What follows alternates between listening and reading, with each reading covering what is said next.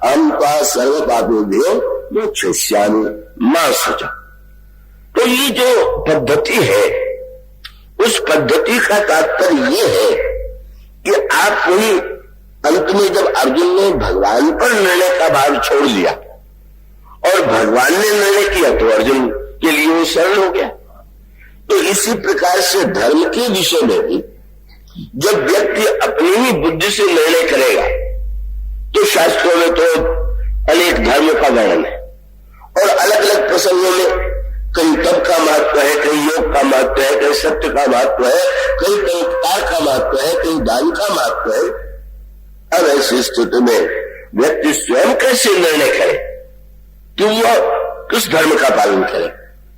अब कल्पना कीजिए, कोई व्यक्ति है सुनने की दान की महिमा टोटली नहीं है और सुनने के बाद वह व्यक्ति जिसके पास खाने पीने के लिए भी पैसे नहीं है, जो बेचारा दिन भर किसी तरह से परिश्रम करके अपना पेट भरता है, अगर वो निर्णय करे कि दान ही सर्वश्रेष्ठ धर्म है तो दान के पहले वो डाका डाल के धर ले आवे तब दान दे। ऐसा भी लोग करते हैं, ऐसा मैंने सुना है।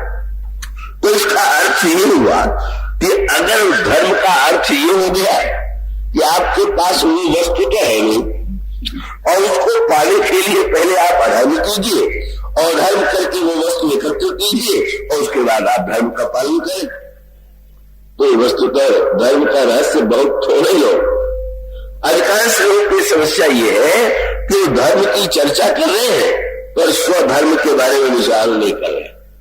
और एक बार स्वधर्म जान लीजिए तो वो समस्या यही है। वो कभी कभी वो समस्या आती है कि एक पैसे वाला व्यक्ति, बहुत समृद्ध व्यक्ति आवे और महात्मा से कहे कि महाराज मेरा स्वास्थ्य ठीक नहीं रहता और ठीक रहता तो मैं आपका चरण दबाता, आपकी सेवा करता।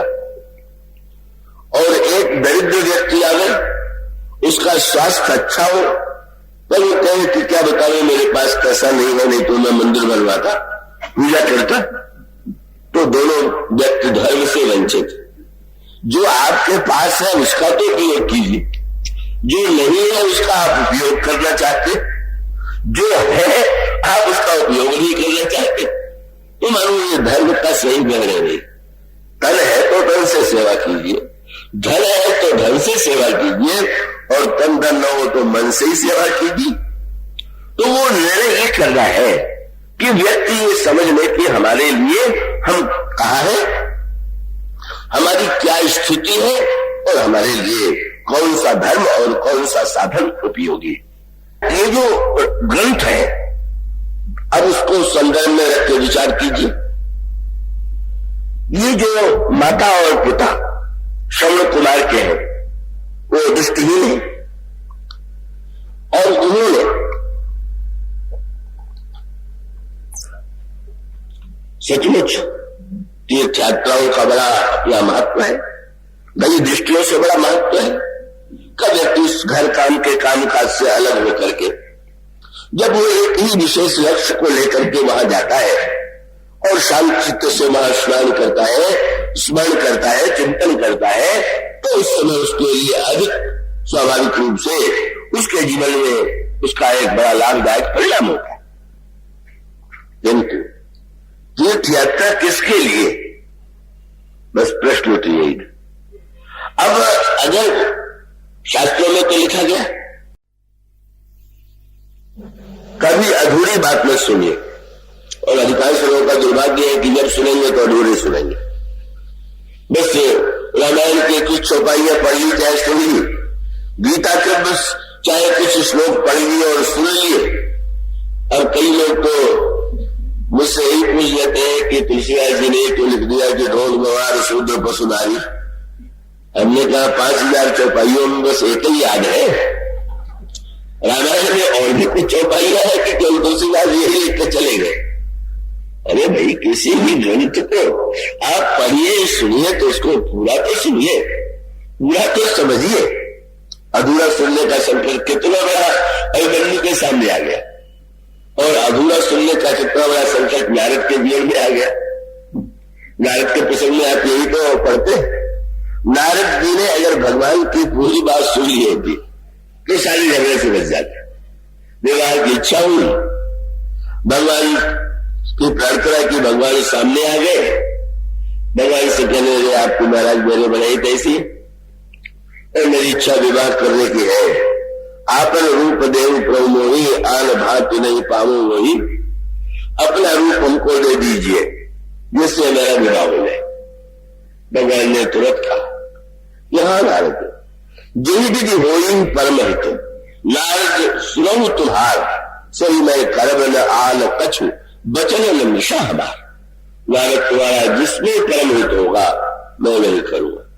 अच्छा अगर इतना ही कह दिया होता तो कहा जा सकता है कि नारद भगवान की भाषा को नहीं समझ पाए, पर आगे स्पष्ट ही लिखा हुआ है कि भगवान नारद से कहते हैं कि कुपथ मांग रुज व्याकुल रोगी, वैद्य देव सुनो मुनि जोगी, यही विधि हित तुम्हारा मैं ठहूं। जैसे रोगी वैद्य से कुपथ मांगता है पर वैद्य नहीं देता है, इसी तरह मैं तुम्हारा हित करूं। अब इससे साफ कोई बात हो सकता है क्या? जब भगवान कह ही रहे हैं कि जैसे रोगी वैद्य से कुपथ मांगता है वो नहीं देता, वैसे ही मैं तुम्हारा हित करूंगा। तो भगवान का अर्थ है मैं वैद्य हूं तो रोगी हो तो मांग रहे वैदेश दूंगा, नहीं हुआ क्या? साधारण व्यक्ति ही समझ ले। और नारद जैसा इतना महान ज्ञानी, महान शास्त्रों का ज्ञाता और भगवान के एक वाक्य का अर्थ नहीं लगा पाते, कैसे लगा पाते? जो ही भगवान ने कहा तुम्हारा हित में करूंगा, आगे भगवान बोले जा रहे, पर नारद खड़े तो वहां, पर मन तो वहां नहीं है। यह भी ऐसे आप में से अनेक श्रोता होंगे, हो सकता है यहां बैठे हो और कई मन से अन्यत्र हो, तो मन से कहां चले गए? बस उनके मन में तो कल्पना आ गई, भगवान ने अपना रूप दे दिया, स्वयंवर सभा लगी हुई है, सारे राजा आए हुए हैं, मैं बैठा हुआ हूं, विश्व मोहिनी के हाथ में जयमाल है, वो घूम घूम करके सबको देख रही है, मेरे पास आकर मेरे गले में जयमाल फैला रही है, मैं लेकर जा रहा हूं। भगवान बोले चले जा रहे हैं और वो स्वयंवर सभा में डूब गए। परिणाम ये हुआ कि आगे तो इतना उपहास हुआ, उससे बच जाते हैं अगर भगवान की बात को सुन लिया। अभिमन्यु की समस्या यही थी, जब वो चक्रव्यूह की इतना द्रोणाचार्य ने कह दिया और भगवान कृष्ण और अर्जुन तो दूर थे, तो उस समय अभिमन्यु ने कहा कि मैं घोषणा तो जानता हूं, निकलना नहीं जानता। क्यों भाई?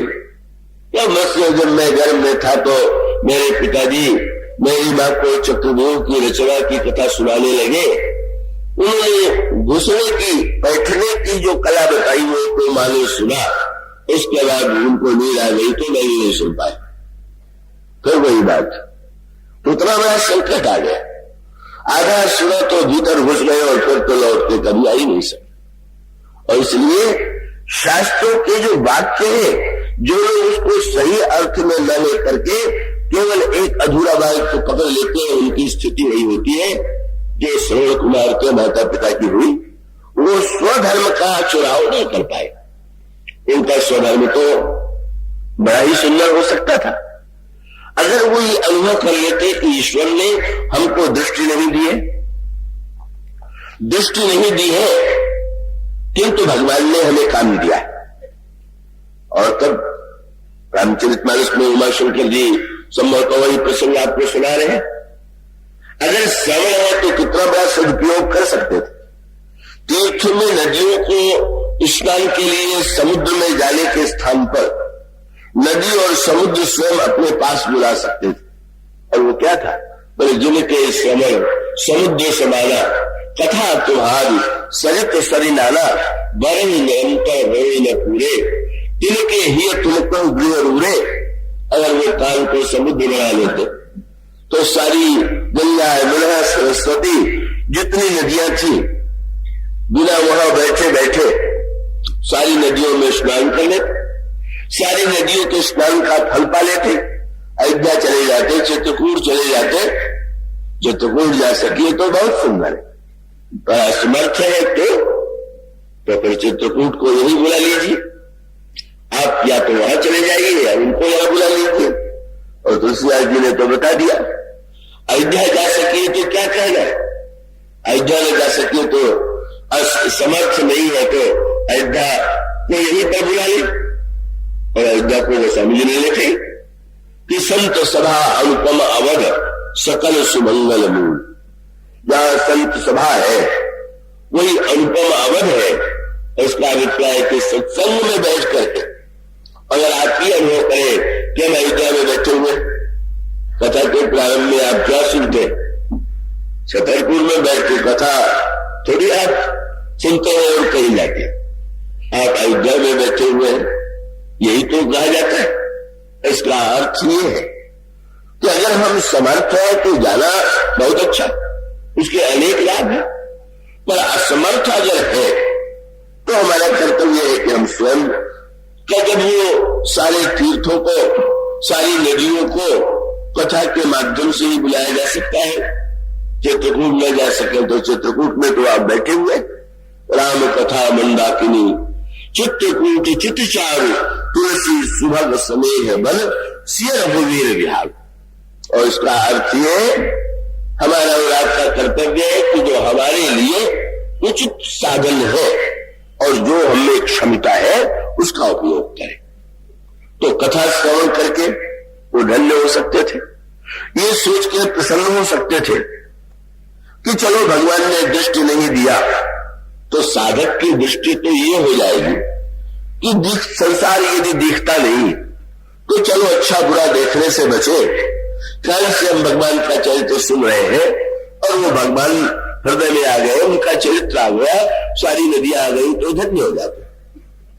पर वही अधूरा श्रवण, ये तुलसी यात्रा की तो बड़ी महिमा। अब आपके पास दृष्टि है नहीं, चल सकते नहीं, और आप ये निर्णय करते हैं कि हम तीर्थ यात्रा करेंगे। वे नाम जप कर सकते थे, वे कथा श्रवण कर सकते थे। इसीलिए भक्ति का जो इतना विस्तार किया गया है, इतने रूप जो बताए गए, वो मानो इसलिए है या इसमें मत पड़िए कि कौन सी भक्ति श्रेष्ठ है और कौन सी भक्ति कनीय है। अब जब ये कहा गया परम भक्ति संतन कर संगा, दूसरा लौकिमम कथा प्रसंगा, गुरुपद पंकज सेवा की सही भजत के मान, तो उसका अर्थ ये है जैसी आपकी स्थिति हो। महर्षि वाल्मीकि का स्थान सुना रहे हैं शंकर जी, उसमें एक में आता है वर्णन का जो व्यक्ति सब कुछ छोड़ करके जाति पात कुल धर्म बढ़ाई और सब तजी तुम्हें रही उड़लाई, तिनके हृदय बसऊ रंगाई। जात पात कुल परिवार छोड़ करके आपका भजन करते उनके हृदय में रही है। इसको पढ़ करके आप परिवार छोड़ने की भूल मत कर बैठिएगा, क्योंकि केवल एक ही स्थान तो नहीं है। आपके दूसरे स्थान में महर्षि वाल्मीकि भगवान राम से कहते हैं पूजा ही तो वही सहित परिवार, ये सारे परिवार के साथ आपकी पूजा करके उनके हृदय में रहिए। ये परिवार छोड़ करके अकेले उनके हृदय में रहिए। इसका अर्थ ये हुआ कि वो प्रत्येक व्यक्ति की मनस्थिति अलग है, संस्कार अलग अलग, और अगर सही चुनाव हो जाए, जो अधिकांश लोगों की समस्या ये है कि वो दवा तो ले आते हैं। सज्जन गए, कान में भी कष्ट था और आंख में भी कष्ट था, दवा ले आए दोनों, पर आंख की दवा कान में डाल दिया और कान की दवा आंख में डाल दिया, और शिकायत करने लगे कि दवा हम लाए और ये तो उल्टे ही हो गए। तो उसका अर्थ यह है कि इसीलिए स्वधर्म का जो महत्व था उन विचारों को ज्ञात नहीं। अब इस स्थिति में इन्होंने जब ये निर्णय किया कि हम बेटे के कंधे पर तीर्थ यात्रा करेंगे, तीर्थ में हम कुछ देख सकते, वहां तो न नदी को देख सकते हैं, न मंदिर को देख सकते हैं, न संत को देख सकते। तब उन्होंने कहा, और बेचारे वो आज्ञाकारी थे, उनको ये संकोच लगा होगा कि हम कैसे कहें कि आप, और उनको उनके सामने समस्या भी थी, और तब वो संकेत क्यों आया कि वो ढोए गए। और ये ढोना शब्द बड़े महत्व का है। किसी वस्तु को ढोना, ढोने में एक संकेत है ना, का भगवान शेष जो है वो सारे संसार का भार जो है सिर पर उठाए हुए, और उनको कभी नहीं लगा कि मेरे सिर पर इतना बड़ा बोझ है। संकेत कितना सुंदर है, क्योंकि उनका ध्यान तो निरंतर अपने हृदय में भगवान को लिए हुए हैं। शिष्य सिर पर संसार और हृदय में भगवान, और जब हृदय में भगवान को लिए हुए हैं तो उनको लगता है कि सारा बोझ तो भगवान उठाए हुए। हम लोगों ने संसार और भगवान को स्थान तो दिया पर उलट दिया, हृदय में संसार को बसा लिया है और सिर पर भगवान को ढो रहे। क्या करें भाई, भगवान को भी मानना ही पड़ेगा। भगवान को बोझ मत बनाइए। किसी वस्तु को जब हम बोझ बना लेंगे तो आनंद की अनुभूति कहां होगी।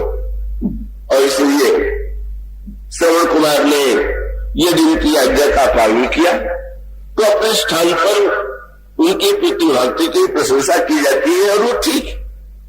लेकिन वह भक्ति तो स्वयं पिता के लिए दुखदायी हो गई, अकल्याणकारी हो गई, और इसलिए मानो संकेत यही था।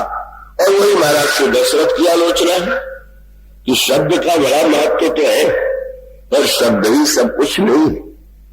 शब्द का जो तात्पर्य है वो समझना चाहिए, और इसलिए ईश्वर ने कान भी दिया और आंख भी दिया, सुनिए भी और देखिए भी। शब्द को इतना महत्व दे देना कि नहीं मैं तो बस कान से ही सब कुछ समझ लेता हूं, मेरा कान तो कभी धोखा खाता ही नहीं, सारा खेल कान का ही तो है, सारी जो गाथा है वो तो धोखा कान भी खा ही सकता है आप। और उसके बाद वही शब्द का प्रयोग, और उसका परिणाम ही होता है एक महान दुख की, महान कष्ट की स्थिति उत्पन्न होती है। और इसलिए का मानो ये जो अलग अलग धर्मों का उपदेश है वो सब कल्याणकारी है, पर अगर सही व्यक्ति सही बात का सही अर्थों में समय पर चुनाव करे तो। इसलिए ये जो भगवान के नाम की महिमा है, इसके साथ जो सबसे बड़ी समस्या है, ये नाम की महिमा सबके लिए होते हुए भी उसका अनुभव प्रत्येक व्यक्ति को नहीं हो सकता, और वो अनुभव ही जो होगा वो एक सीमा में ही होगा। एक नदी में अगाध जल भरा हुआ हो, पर आप जब जल लेने जाएंगे तो आपके पास जितना बर्तन होगा उतना ही तो आपके बर्तन में जल आवेगा। और आज की भाषा में कहें तो बिजली का जो शक्ति का जो जहां से ये विद्युत उत्पादन होता है, पावर हाउस, वहां कितनी अधिक बिजली, लेकिन उस बिजली में क्या सबको समान रूप से प्रकाश का अनुभव हो रहा है क्या? और उसका सीधा सा तात्पर्य कि बिजली में शक्ति तो है, पर आपके पास व्यक्ति कितना बड़ा है, बल्ब कितना बड़ा है, आप में उतना प्रकाश का उदय होगा। ठीक यही शब्द जो है भगवान रामदेव जी कहते हैं कि मंत्र जापम दृढ़ विश्वासा।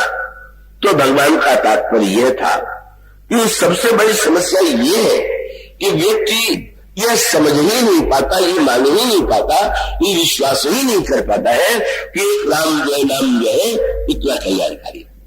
और इसलिए जब तक ये विश्वास नहीं है तब तक उसके द्वारा एक बड़ा सुंदर क्रम आता है। आप अगर उस पर ध्यान देंगे तो आपको लगेगा कि हमारे ऋषि मुनि कितने मनोवैज्ञानिक थे। वो जानते थे कि मनुष्य को धीरे धीरे बाहर से भीतर कैसे ले आना, कैसे प्रयोग करना।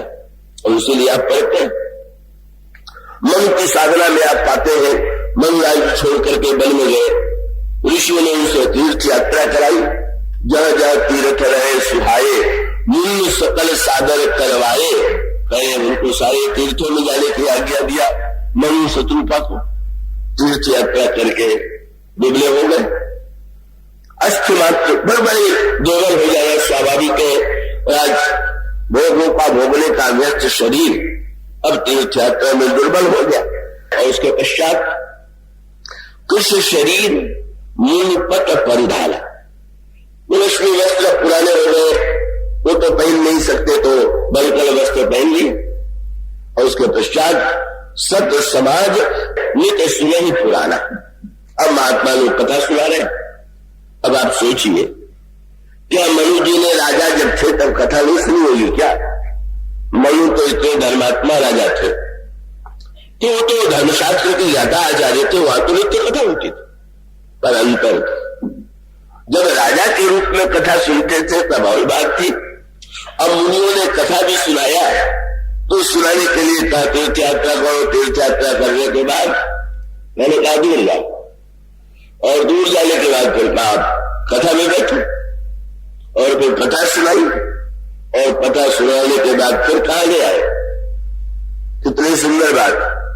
सारे पुराण सुना दिए, सारे वेद सुना दिए, सारे शास्त्र सुना दिए, और अंत में 12 अक्षर मंत्र वर्ग 12 अक्षर का मंत्र दे दिया, अब जब करो।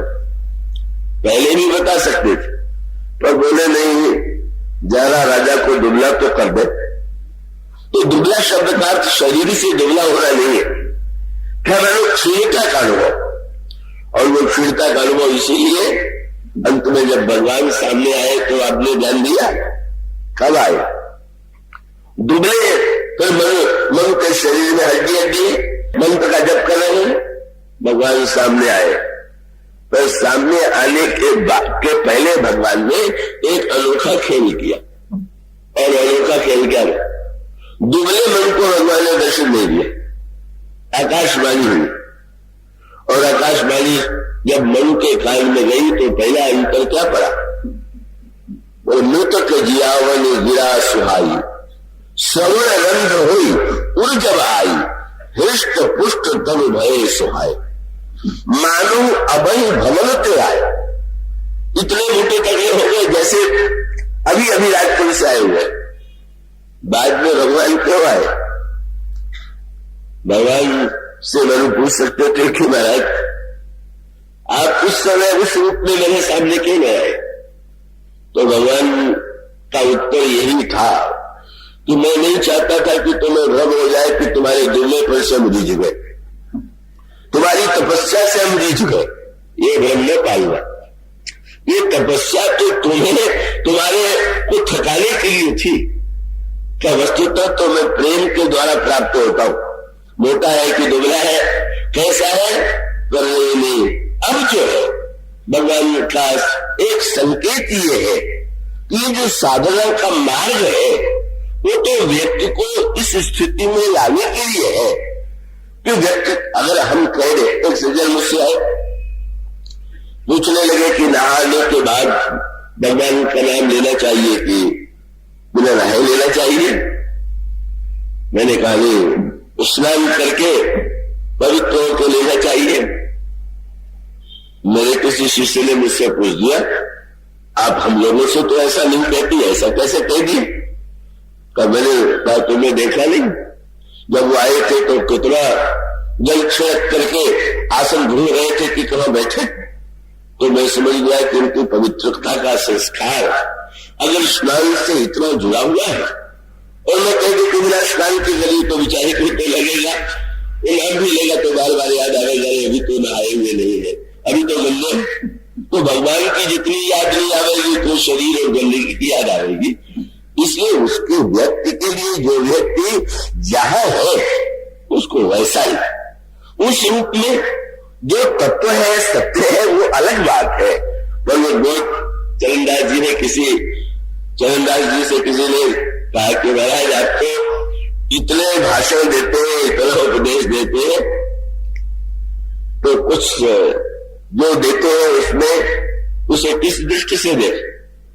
तो मैं बड़ी विचित्र बात कह दिया। बोले 14 कोट ज्ञान कोई भाखो, पर सार वस्तु बाहर करे रखा, और अपना होए तो देव बताई, और दूजा होए तो ले छुपाई। बड़ा विचित्र वाक्य है। बोले 14 करोड़ ज्ञान को मैं सुनाता हूं, पर जो तत्व है उसको छुपा के रखता हूं। इसको उल्टे अर्थ में न लीजिएगा। इसका अर्थ है कि जब मैं अधिकारी देख लेता हूं तब उसको इस सत्य का उपदेश देता हूं। अब जब तक अधिकारी नहीं है हम क्यों उसको अनावश्यक रूप से ये कह रहे कि यह वस्तु सर्वश्रेष्ठ है? इसलिए वो आप पढ़ते ही है ना, कितने साल की भाषा। भगवती पार्वती का नियम था कि विश्व शास्त्र नाम का पाठ करने के बाद भोजन करती थी। भगवान शंकर के साथ भोजन नृत्य करने की परंपरा थी। एक दिन किसी कारण से विश्व शास्त्री नाम का पाठ नहीं कर पाई। उस समय नहीं कर पाई तो भगवान शंकर ने कहा, पार्वती विश्व शास्त्री नाम का पाठ करने की आवश्यकता नहीं है, बस राम नाम ले लो। शास्त्र नाम तत्तुल्यम राम नाम बना लो। बस एक 2 अक्षर का राम नाम जो है वो शास्त्र नाम के बराबर। अब कोई गणितज्ञ मान लेगा क्या कि 2 अक्षर और कई हजार नाम बराबर हो जाएंगे? तो शंकर जी ने पार्वती जी को कह दिया और उसके बाद पार्वती जी ने सहस्रनाम सब सुनी शिव बानी जप जेई ये संग भगवान। पार्वती जी ने राम नाम लिया, शंकर जी के साथ बैठ करके भजन किया।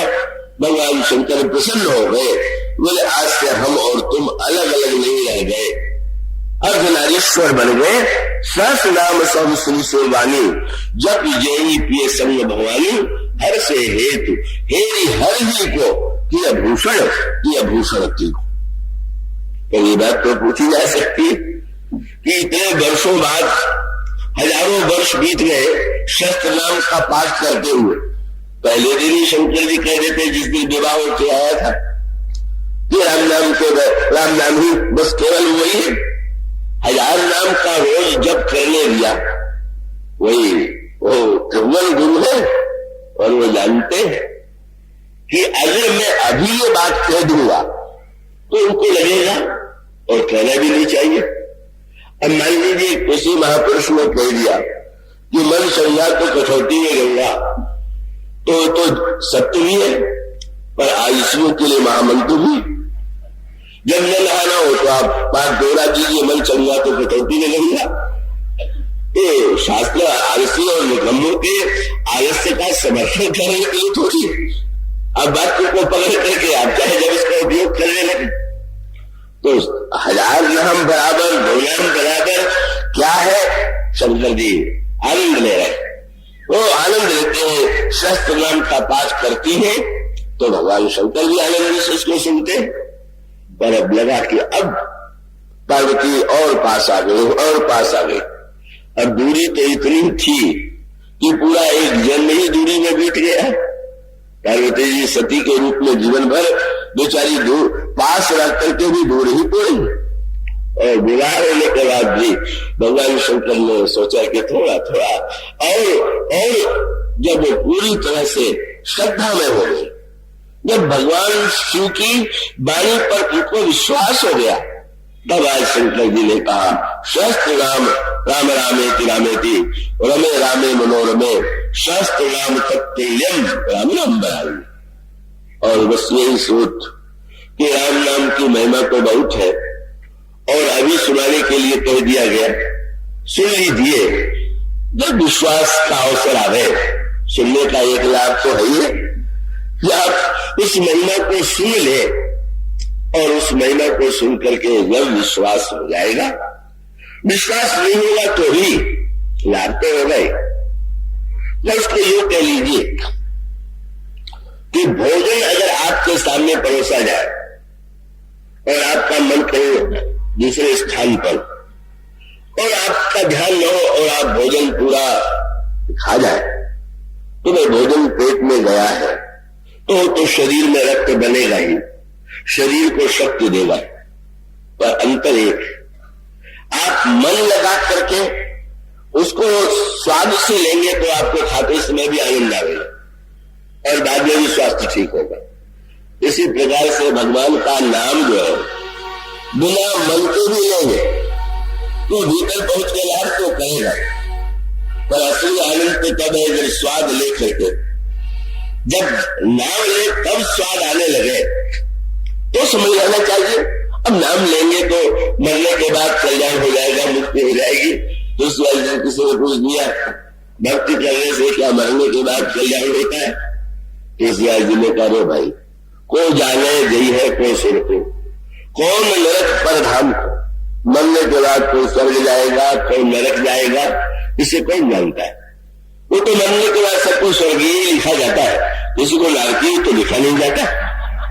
लेकिन वो तो उन्होंने कहा कि भाई मरने के बाद भी को जाने जइए को सुरपुर कौन नरक पर धाम को तुलसी बहुत भलो लागत जग जीवन राम गुलाम। राम का भक्त जो है वो जीते ही जीते इतने आनंद का अनुभव करता है कि वो दंड हो जाता है। तो हम लोग राम नाम तो जैसे भी लेंगे कल्याणकारी होगा, पर वो कैसे ले उसको समझे, उसका विश्वास और उसको रस लेते हुए एक एक नाम का उच्चारण करते हुए कि ये तुलसीदास जी से कह दिया हमें तो राम नाम लेते समय कोई मिठास का अनुभव नहीं होता। तुलसीदास जी ने कहा कोई शुद्ध घी में बनी हुई वस्तु भी शीरे में डाल के मीठी बनाई जाती है, तो राम नाम तो बहुत बढ़िया मोदक है, लेकिन उसको क्या करें? बोले राम नाम मोदक स्नेह सुधा पागी है। स्नेह की चाशनी में जरा राम नाम का ये मोदक मिला दीजिए, फिर देखिए कैसा स्वाद आता है।